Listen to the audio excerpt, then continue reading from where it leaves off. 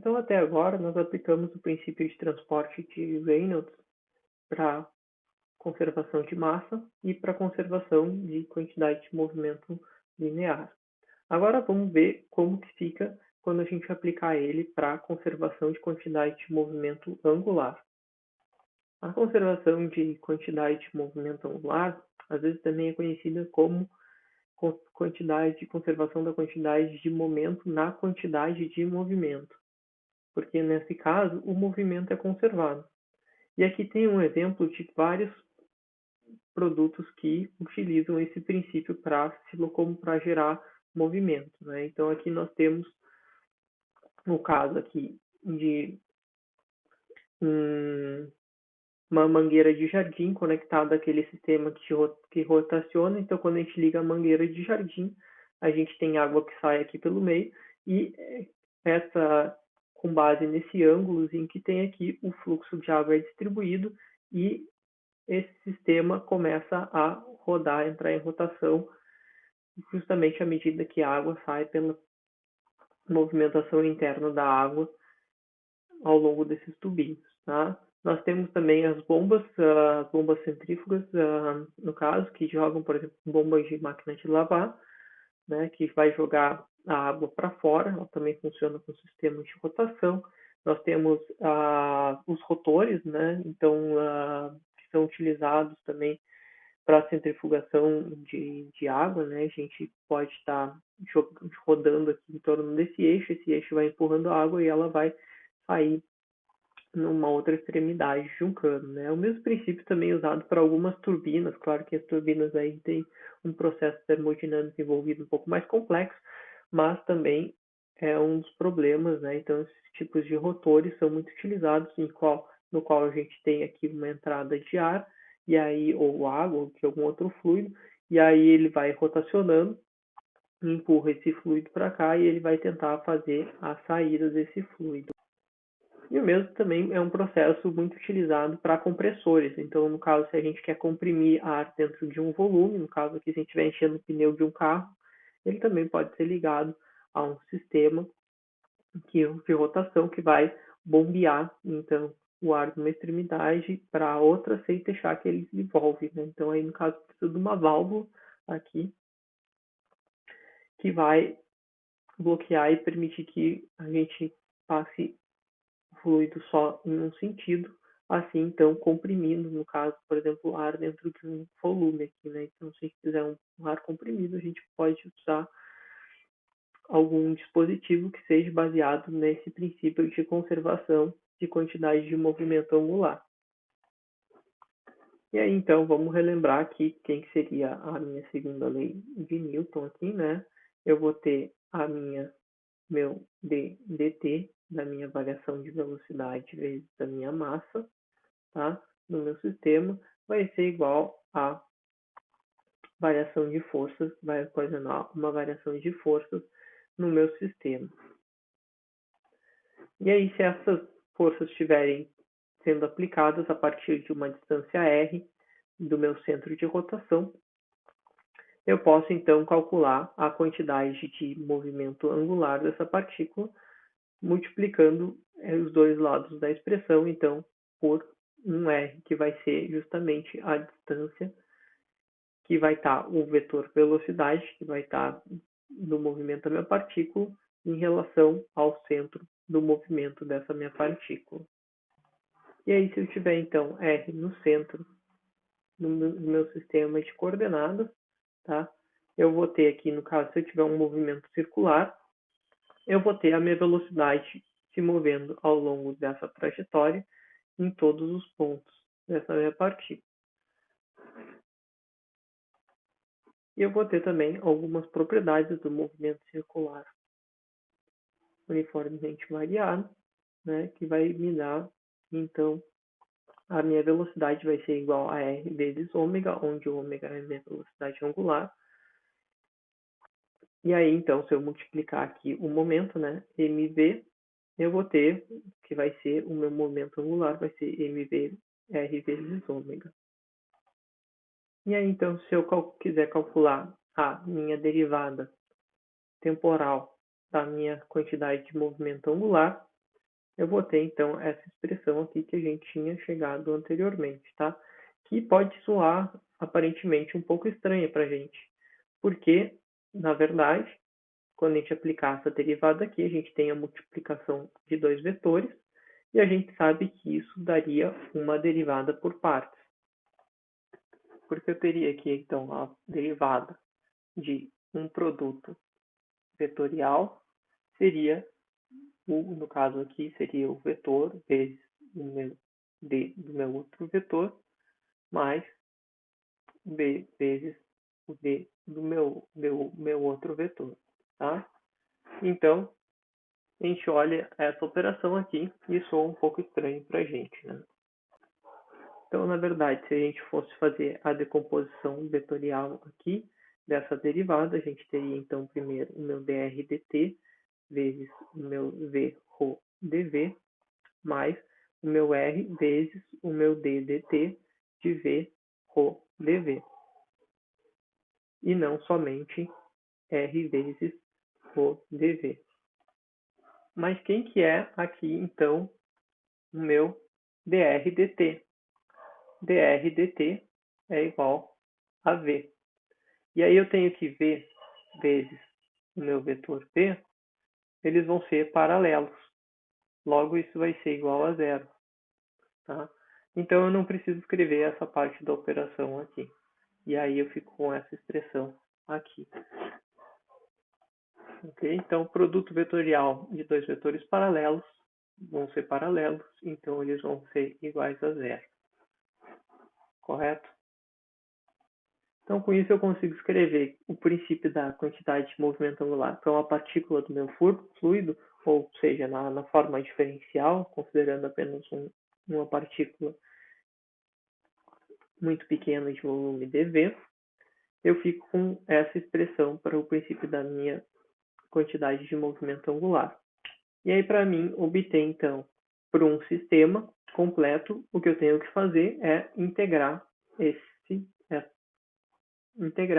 tudo isso para um sistema, e aí aqui eu vou escrever, então, como um somatório de forças do meu sistema, tá? Vezes R. Então, todas as forças que eu vou estar atuando, vezes R, no meu sistema, e aqui a integral sobre o nosso sistema que a gente já tinha calculado. Ótimo, mas essa expressão aqui a gente já calculou várias vezes, né? O que a gente usou para calcular ela? Nós utilizamos o teorema do transporte de Reynolds.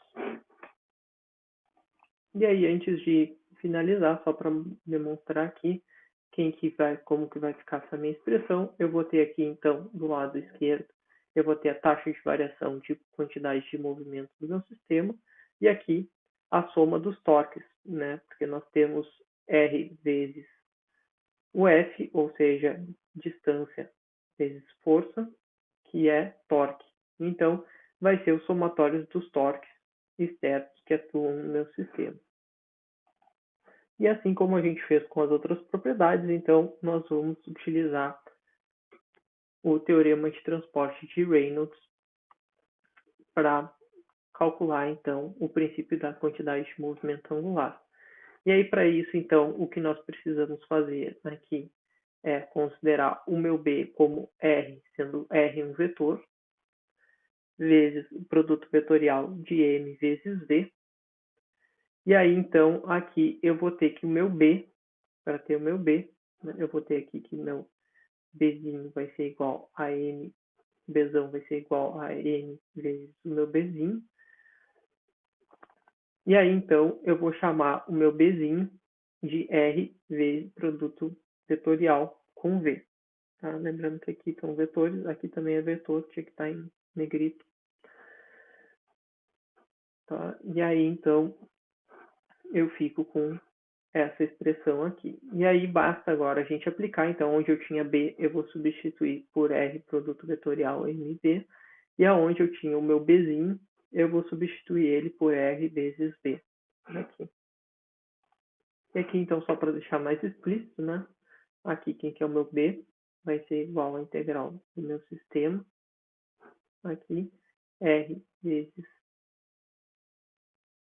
V, rho, dV, e o meu Bzinho vai ser R vezes produto vetorial com V. A mesma coisa que a gente tinha falado anteriormente, só escrito de uma forma diferente. E aí, quando eu aplicar isso na minha equação de transporte do Reynolds, ou seja, 6 em 5, eu obtenho, então, a seguinte expressão. Vou ter que vai ser o meu d dt do meu sistema, da integral sobre o meu sistema, aqui do produto vetorial de R com V, ou dV, tá? A minha massa. E aqui eu vou ter a derivada temporal, a derivada parcial em relação ao tempo, sobre o meu volume de controle de ρ, e aí então onde era B eu substituir por R vezes V. Tá? Simples, igual como a gente fez nos outros problemas. Tá? E aí eu tenho então que tudo isso aqui, tá? Essa porção aqui, a gente tinha calculado anteriormente quem que ela era, e ela era o somatório dos torques do meu sistema. Então é uma equação muito importante porque a variação do meu quantidade de movimento angular do meu sistema vai ser proporcional, então, à somatória dos torques do meu sistema. Então, só para a gente interpretar o que tem naquela equação, a gente já falou sobre ela. Aqui eu vou ter os torques externos todos que vão estar atuando no meu sistema, então fazendo aquela substituição no meu volume de controle. Antes a gente estava com a superfície de controle aqui integral sobre a superfície de controle, mas no instante inicial a gente pode dizer que o volume de controle vai ser igual à superfície de controle, e aí eu vou então ter o somatório dos torques que atuam no meu volume de controle. Na segunda parte, que aqui a gente vai ter a taxa de variação da quantidade de movimento angular que vai estar dentro do meu volume de controle. E aqui, na terceira parte, então, assim como nos outros problemas, a gente vai ter o fluxo líquido da quantidade de movimento angular através do que vai estar atravessando a minha superfície de controle. E aí, então, essa é a minha equação de conservação da quantidade de movimento angular, ou também conhecida como equação de conservação do momento da quantidade de movimento para um volume de controle, ou equação de conservação do momento. E agora vamos analisar, então, aquelas situações características, assim como a gente fez nos outros problemas. Quando a gente tem um regime permanente, a gente, lembrando, então, para um regime permanente, a gente vai ter que o meu d dt vai ser igual a zero, ou quando a gente tiver um perfil de velocidade uniforme, ou seja, que ele não varia em relação à área, a gente pode escrever, então, a gente pode remover a nossa variação temporal no tempo dessa expressão. E aí, com isso, a gente fica apenas com a variação da quantidade de movimento angular que atravessa as paredes da minha superfície de controle, ou seja, eu tenho que a quantidade de momento angular que sai menos a quantidade de momento angular que entra vai ser proporcional à somatória dos torques do meu volume de controle. Então, aqui o somatório de torques do meu controle vai ser igual à quantidade de movimento angular que sai menos a quantidade de movimento angular que entra pela superfície do meu volume de controle. E aí, isso é válido para regimes permanentes, para escoamentos incompressíveis, para perfil de velocidades uniformes, ou se eu considerar um perfil com velocidade média. Tá? E aí, se eu considerar que eu tenho uma entrada e uma saída em 2, eu posso simplificar essa expressão aqui como o somatório dos torques que vão estar atuando no meu sistema vai ser igual à distância que eu vou estar no meu centro de referência, R2, vezes a velocidade de saída de R2, e aqui é minha vazão máxima, menos a distância que eu estava em R1, vezes a velocidade que eu tenho de entrada em V1. E assim nós obtemos uma equação bem simplificada e fácil de ser aplicada para esses casos, quando eu estiver trabalhando com esses casos específicos. Tá? Se estiver trabalhando com algum fluxo mais complexo, que seja um pouco diferente, eles precisam ser modificados aqui. E a gente vai precisar trabalhar com aquela equação completa que a gente tinha chegado nos slides anteriores. E aí, então, se eu considerar um problema simplificado, onde eu tenho apenas uma entrada e uma saída, eu posso simplificar, então, minha expressão e calcular, por exemplo, o torque que está sendo exercido sobre aquele eixo que está em rotação, apenas conhecendo, então, as distâncias que estão sendo no meu V1, no meu ponto que está saindo minha velocidade, entrando minha velocidade V1 e que vai estar saindo a minha velocidade V2. E essa também é conhecida como a equação de Euler e ela é muito utilizada para turbomáquinas, como aquelas que eu citei para vocês anteriormente. Então aqui, por exemplo, para as mangueirinhas de jardins, aquela que a gente tem, a gente vai ter aqui tem um exemplo até como se fosse um tratorzinho, né? A gente vai ter uma mangueira que vai estar conectada aqui, e aí vai ter uma entrada aqui próximo a esse centro, e aqui vai ter duas saídas de água. E aí essas saídas de água elas estão alinhadas com um ângulo conhecido para que esse sistema entre em rotação. Tá? Outro exemplo de mangueirinha de jardim que a gente pode calcular aqui. E aí vocês podem ver aqui que tem um ângulo que tá sendo formado aqui justamente para ter uma vazão num sentido preferencial.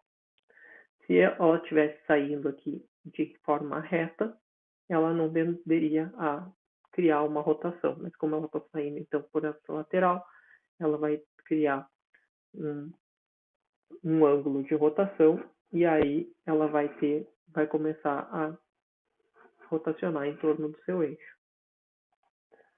E agora, então, nós vamos resolver justamente esse exemplo do irrigador de jardim, tá? Nós temos aqui um irrigador, nós temos um fluxo de entrada que está vindo por aqui, está sendo distribuído nessa região e saindo por essas pontas dessas mangueirinhas aqui, considerando que nós temos apenas duas mangueirinhas em que eles estão saindo.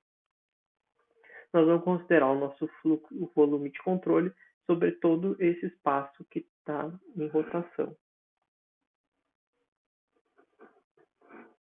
E aí nós temos aqui os dois pontos de fluxos de saída. E aí nós temos aqui uma seção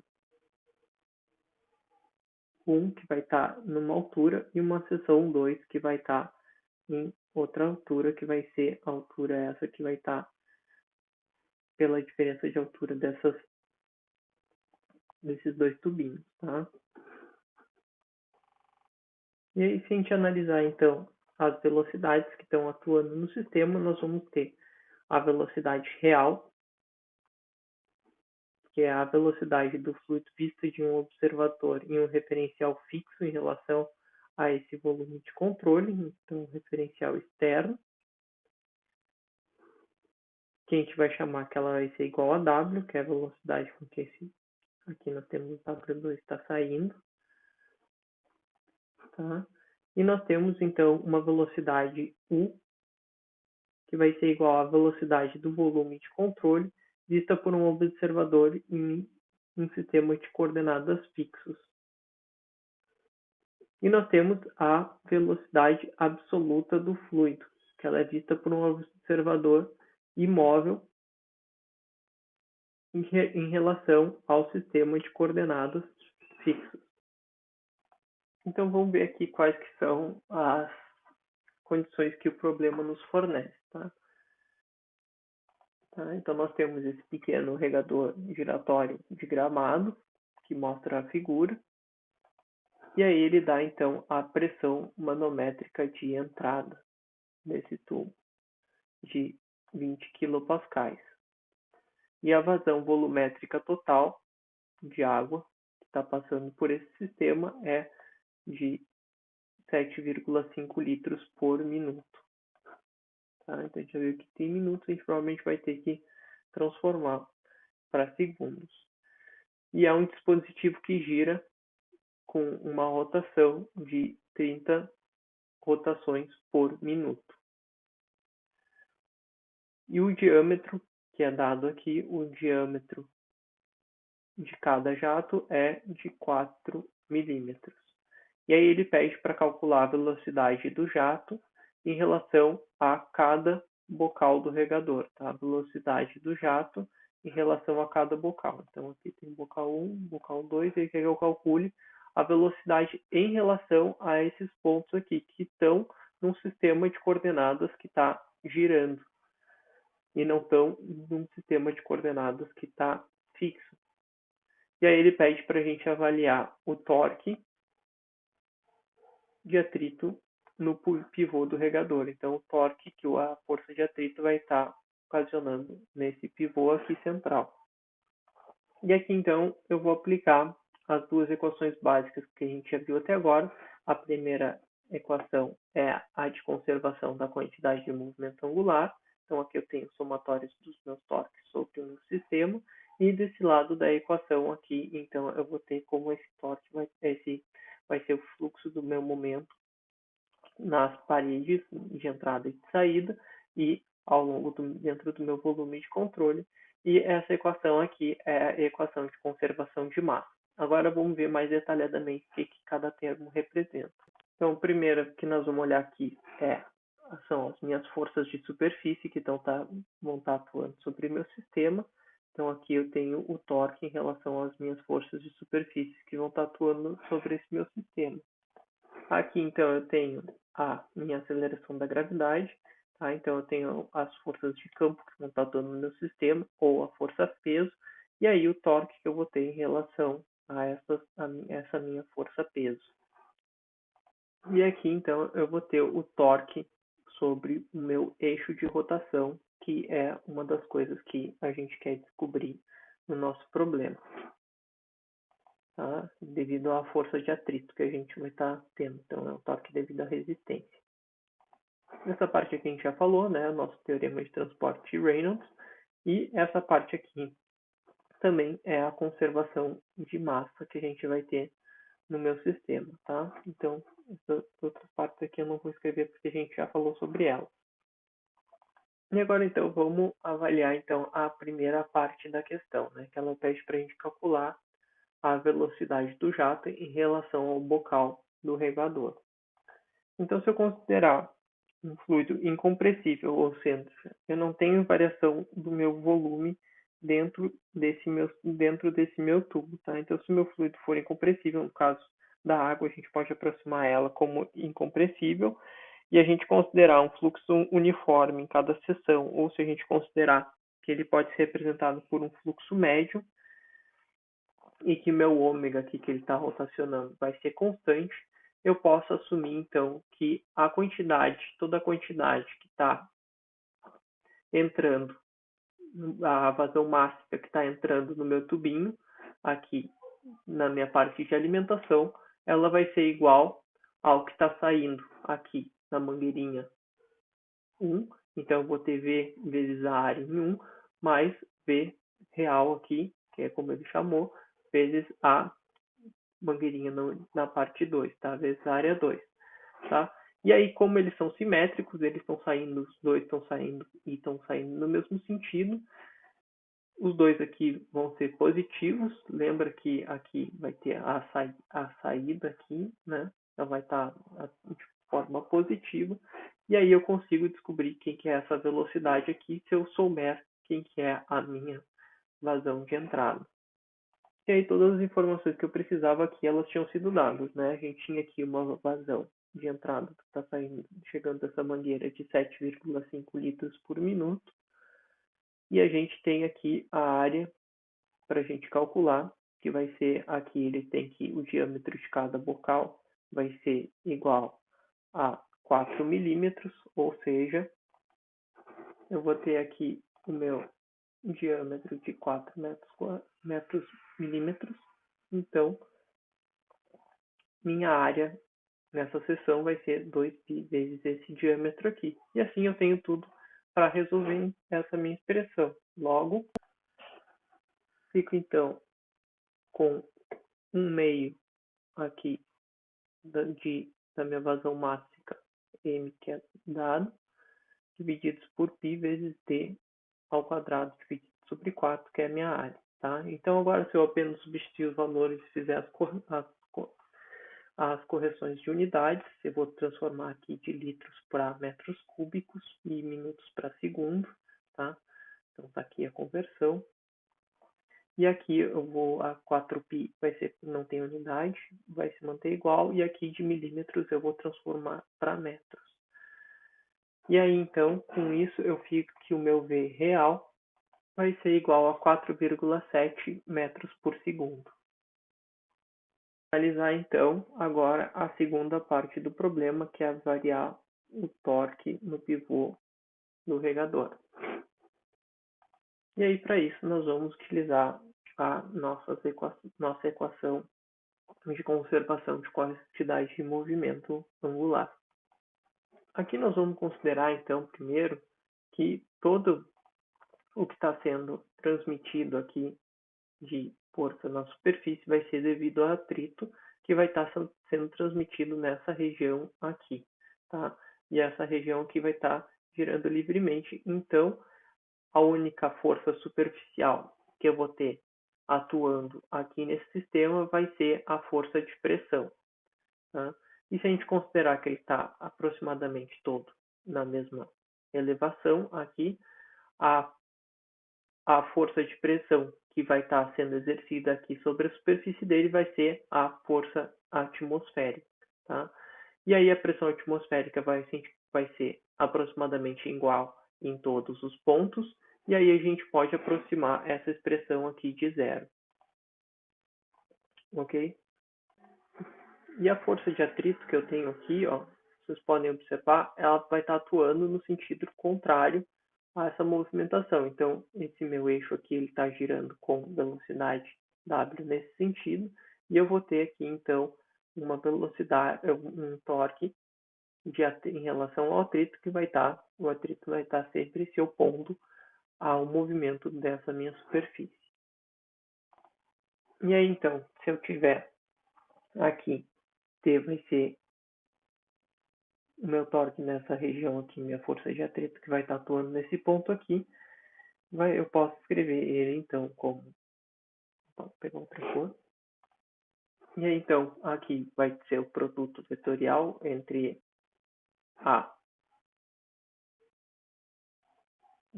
entre ômega aqui, né, menos ômega e o meu raio, então eu vou ter uma direção que esse meu torque vai estar apontando que seria para cima se ele estivesse no mesmo sentido do movimento, e como ele está no sentido oposto do movimento, então ele vai estar para baixo.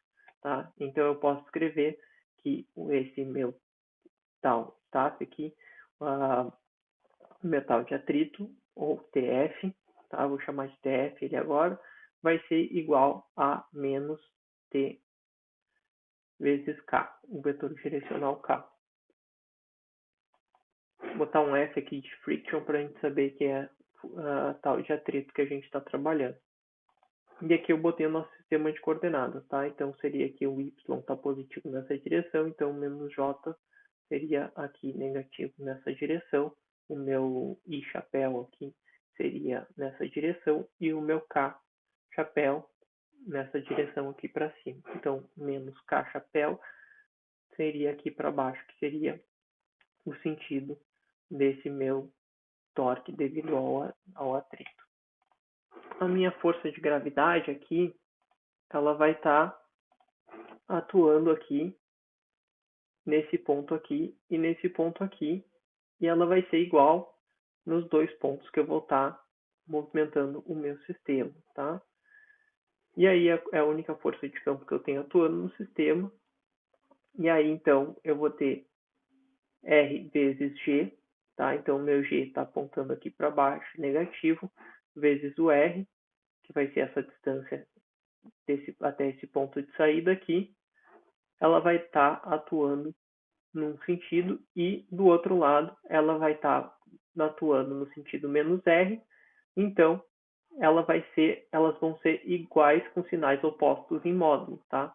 Então, quando eu integrar elas sobre todo o meu volume de controle, como elas vão ser iguais em módulo, só que vão ter sentidos opostos, eu posso descartar, porque uma vai anular a outra.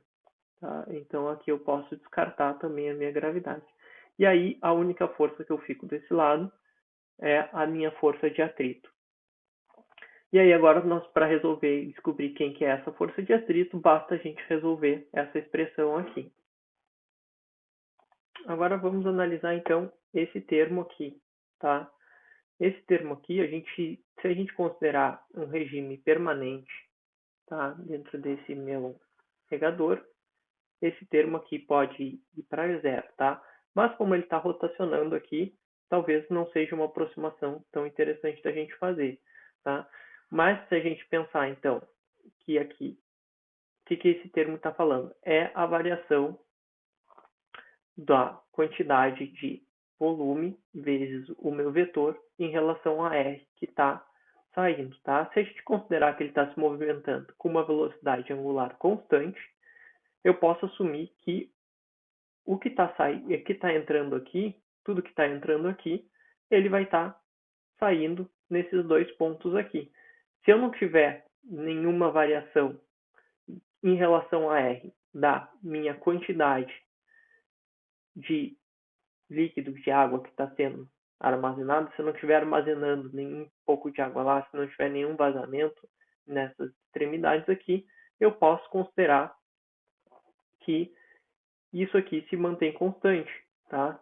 Se minha velocidade aqui, se eu considerar no instante inicial que começa a sair pouca água aqui na mangueira, talvez não seja uma boa aproximação, porque a velocidade aqui vai aumentando aos poucos. Mas num ponto que eu já tenho uma velocidade angular aqui que está constante, que está sendo apenas regulada aqui pela minha força de atrito, eu posso pensar que tudo que está entrando está saindo, tá? Então, se tudo que está entrando aqui está saindo, esse meu termo aqui eu não vou ter variação temporal da quantidade de movimento angular dentro do meu volume de controle. Então, isso aqui eu posso dizer que vai ser igual a zero. Então, uma outra aproximação interessante para a gente fazer. E aí, bom, sobrou apenas esse lado da equação aqui, né? E a gente já viu que ela pode ser aproximada, tá? Se vocês voltarem alguns slides ali, vocês vão ver que ela pode ser aproximada por toda a quantidade de movimento que entra, vai ser proporcional à quantidade de movimento do que sai. E a gente tinha chegado, então, nessa equação aqui, tá?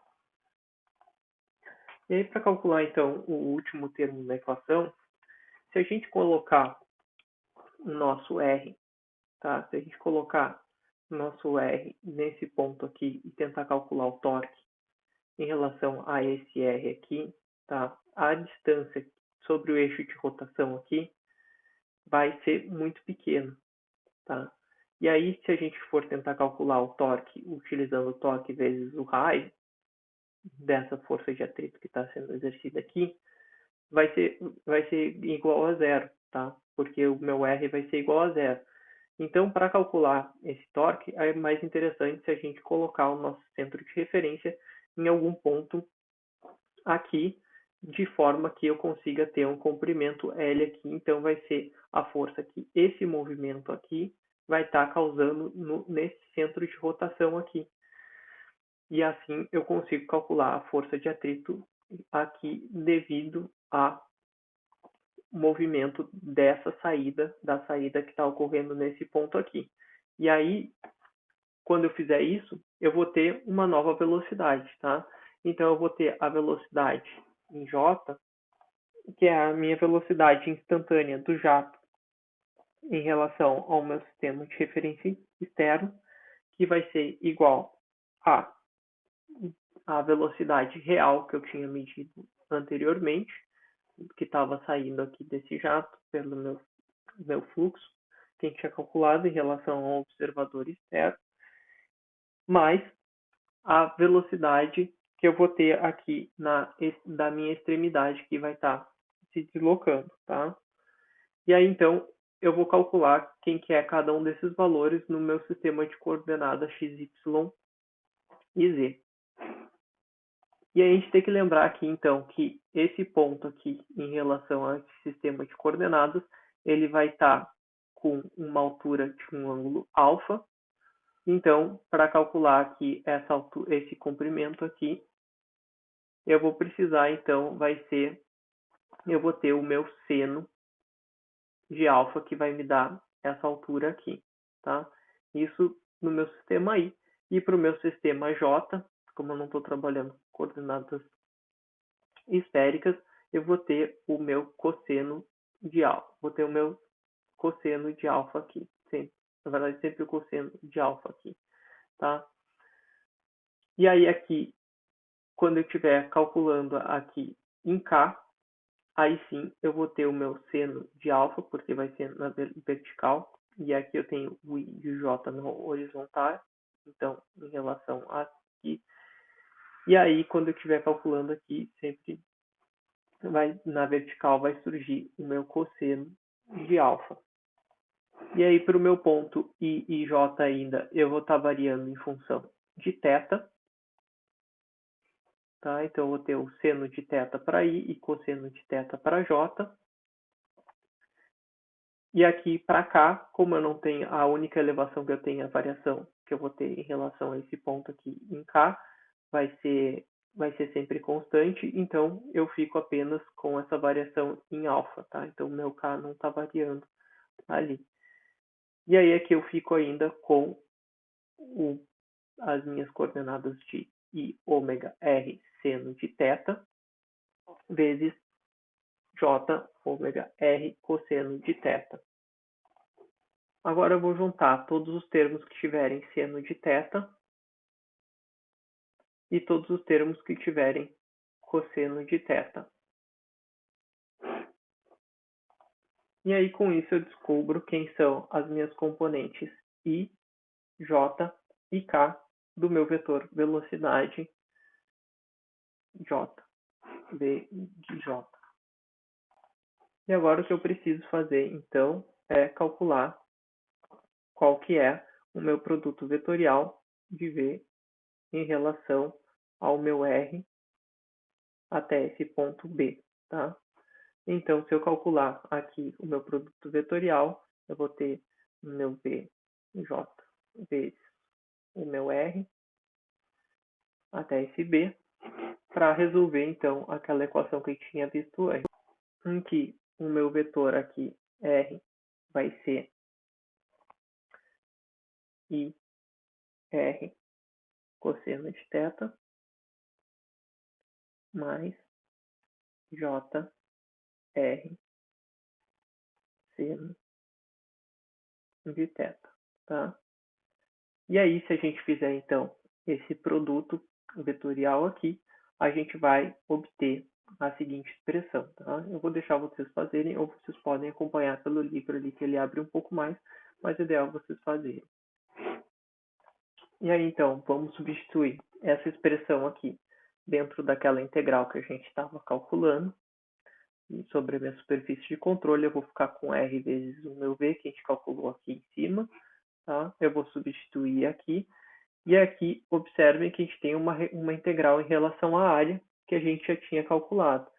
Né? E aí, se a gente considerar que a gente está com um fluxo constante, a gente pode aproximar ela sobre ρ vezes, vezes a velocidade, tá? Que a gente tinha chamado de m, pontinho, tá? Isso daqui, então, nada mais é do que o nosso m pontinho que a gente tinha falado, e aí dividido sobre 2, porque ela está sendo distribuída aqui entre duas pontinhas diferentes, tá? Ela está distribuindo ao longo dos dois pontos, sobre toda a minha superfície de controle. E aí, se eu observar aqui, dos lados opostos aqui, nesse lado aqui, eu vou ter uma velocidade que vai estar indo num sentido, e no outro lado do braço, a minha velocidade vai estar indo no outro sentido, tá? E aí, se a gente considerar, então, que o meu seno de θ mais π vai ser igual a menos seno de θ, e cosseno de θ mais π vai ser igual a menos cosseno de θ, tá? Então, quando eu calcular essa expressão e considerar os dois braços de rotação, eu vou ter aqui seno de θ, que vai ser menos o cosseno de θ, a velocidade vai ser igual ao módulo, o ângulo alfa não vai variar, a minha distância r também não variar, então aqui, por simetria, essa expressão aqui vai se eliminar. E cosseno de θ mais π vai me dar menos cosseno de θ, e aí por simetria também eu vou ter os mesmos valores se eu considerar os dois braços de rotação, tá? E aí eu fico apenas com essa parte aqui da expressão. Eu vou ficar então que a minha integral da superfície de R vezes o meu PJ, ou de V vezes dA, vai ser igual a KR vezes V real, que a gente já calculou ali anteriormente quanto que era, vezes o meu cosseno de alfa, que é esse ângulo que está dessa subidinha aqui, menos ômega, que é a minha velocidade angular, e R, que é essa distância aqui até o eixo, vezes M, que é o meu fluxo de massa que está saindo, que está entrando ou saindo da minha superfície. E aí isso aqui a gente já tinha visto, né, na nossa equação principal lá, a gente tinha visto que tinha sobrado apenas a força de atrito, que estava sendo sobreposta por justamente que era igual à minha integral de superfície da minha quantidade de movimento. Então, se eu igualar esses dois lados, eu vou ficar com que menos a minha força de atrito na direção K vai ser igual a KR do que eu tinha encontrado aqui. Aí que eu tenho K dos dois lados da expressão, eu posso cortar. E aí, passando menos para o outro lado, ou multiplicando por menos 1, tá? A gente vai ficar, então, com a nossa expressão para TF. Aí, então, aqui eu tenho que o meu TF vai ficar igual a R. Esse R aqui foi dado no problema. Esse V a gente calculou. Esse ângulo alfa também foi dado no problema. E aí aqui ficamos com a nossa velocidade angular, que tinha sido dada no problema, só que ela estava em rotações por minutos, tá? Então a gente agora tem que transformar de rotações por minutos para metros por segundo. E aqui também, que era a nossa entrada, o quanto que estava entrando, nosso M pontinho, que a gente já viu ali no começo do problema, que também tinha sido dado que era de 7,5 litros por minuto, tá? Então, aqui, ômega, aí eu vou ter, então, o que foi dado, 30 rotações por minuto, vezes 150 milímetros. Aí, para transformar para metros, eu vou dividir por 1000, transformar de milímetros para metros, vezes, aí aqui é rotações por minuto, tá? Então, para fazer uma rotação, eu percorro 2π radianos. E aí, isso em 1 minuto, tá? Então, eu faço 2π radianos em 1 minuto. Então, para transformar de minutos para segundos, eu vou dividir por 60 segundos. E aí, eu vou obter uma velocidade, ômega vezes R, de 0,471 metros por segundo. E aí, agora, eu tenho tudo que eu preciso para calcular, tem todos os valores já foram fornecidos, tá? E aí, se vocês fizerem todas as substituições, vocês vão ter que a perda por atrito vai ser igual a 0,0718 newtons vezes metros, tá? Então, aqui, depois disso, basta substituir os valores ali. E aí vocês podem utilizar esses mesmos princípios para resolver uma série de problemas e calcular o mesmo sistema de equações pode ser utilizado para resolver diversos problemas que vocês vão encontrar pela frente. Por exemplo, aqui uma bomba baseada em um rotor, né? A gente vai ter o mesmo princípio, a gente vai ter sempre uma perda em relação ao atrito no eixo de rotação, tá? E aqui, no caso, ainda é um pouco mais simples, porque a gente tem apenas uma saída, tá?